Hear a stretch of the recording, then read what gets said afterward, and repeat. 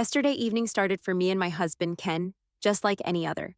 We had dinner, cleaned up the kitchen together, and settled onto the sofa with glasses of wine in our hands. It's become a little tradition of ours to spend Thursday nights watching repeats of classic sitcoms, laughing at the same jokes as if it were the first time. I've always loved these evenings. They felt like home, cozy, familiar, and safe. But last night something felt off. Ken was quieter than usual. His brow would furrow occasionally, as if something heavy was on his mind. I noticed it somewhere in the middle of the second episode of Asterisk Friends Asterisk, but I didn't say anything right away. He reached out and gently took my hand. His fingers were cool against my warm skin, and he looked at me with those thoughtful brown eyes that first drew me to him over 10 years ago. "Elizabeth," he began, his voice low but steady. "Can we talk?" There was a seriousness in his tone that made me sit up straight. My heart started thumping in my chest. The Thompson family? I braced myself. "Of course," I said, trying to sound casual, though I felt anything but. He took a deep breath and paused the television. "I've been thinking about us," he said slowly. "Not that anything's wrong. I love you more than ever, but I've realized something I've been keeping from you." I blinked, not understanding what he meant. Ken had always been one of the most emotionally open men I knew. Kind, attentive, communicative. If he had any walls up, he never showed them. "What do you mean, keeping from me?" I asked, turning to face him fully. His hand tightened around mine. "I've always tried to be the man I thought you wanted," he confessed. "Strong, steady, reliable. But there's something I've wanted to share with you for a long time. Something important to me. I just didn't know how." I leaned in closer. My heart was now pounding for a different reason.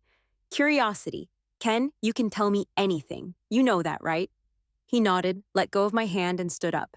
He paced back and forth a little in front of the sofa, then turned back to me. "I want us to do something different. To try something that might change how we connect, emotionally and mentally, how we see each other." I could see he was nervous, and that made me nervous too. "Okay," I said, drawing the word out, giving him space to explain. "I want a break from the routine," he said. "I want us to have an evening where we strip away all the habits. No pretenses, no expectations. Just real honesty about what we feel, what we want."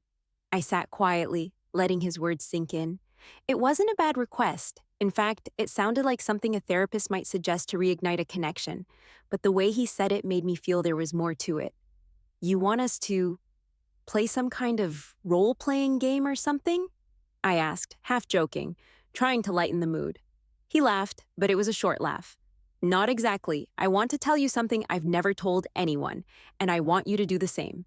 No judgment, just the truth." He looked at me, and for the first time in a long while, I saw a glimmer in his eyes, a vulnerability that touched my heart in a way I can't explain. I nodded slowly. "All right, let's do it." We turned off the TV, set down our wine glasses, and sat facing each other on the sofa, like two strangers meeting again for the first time. Ken began. "You know, when we first met, Elizabeth, I was terrified you were out of my league. You were smart, confident, so full of life. I felt like some bloke from a small town, just trying to keep up. But I wanted so badly to be worthy of you." I smiled, touched. "I thought the same about you," I confessed. "I thought you were this calm, together guy who had everything under control." I was terrified I'd mess it all up. He smiled and leaned forward, encouraged. "There's more," he said. "Over the years, I felt like I always had to be the rock, the strong one.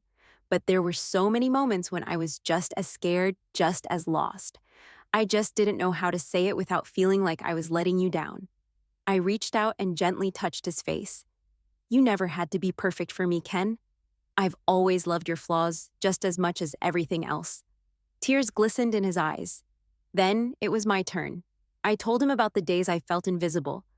Not because of him, but because I didn't know how to ask for what I needed. I admitted how I sometimes envied the spontaneity we had in our early years. I told him how I sometimes missed the younger me, the one who believed anything was possible. We talked for hours. It was raw, and it was beautiful. And then Ken made the real request, the one that changed everything. "I want us to make a promise," he said. "From now on, once a month, we do this. We sit, we talk, we listen without fear. No topic is off limits. I nodded, feeling a powerful surge of emotion. I would have loved that, but he wasn't finished. And I want us to try new things together, not just talk about new experiences, whether it's a class, a trip, dancing in the kitchen, or exploring something strange and wonderful.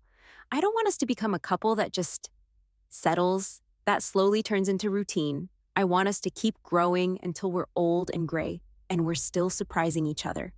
That's when I cried, not from sadness, but because in that moment, I realized how rare and precious it is to have someone who cares enough to fight for growth, not just for comfort.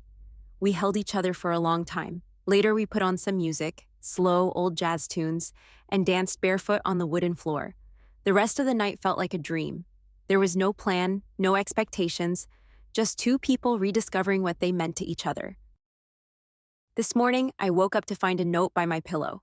In Ken's handwriting, it said, "Thank you for last night. You've given me more than you'll ever know." I tucked it into my journal, smiling like a love-struck teenager for the first time in years. Everything feels different now.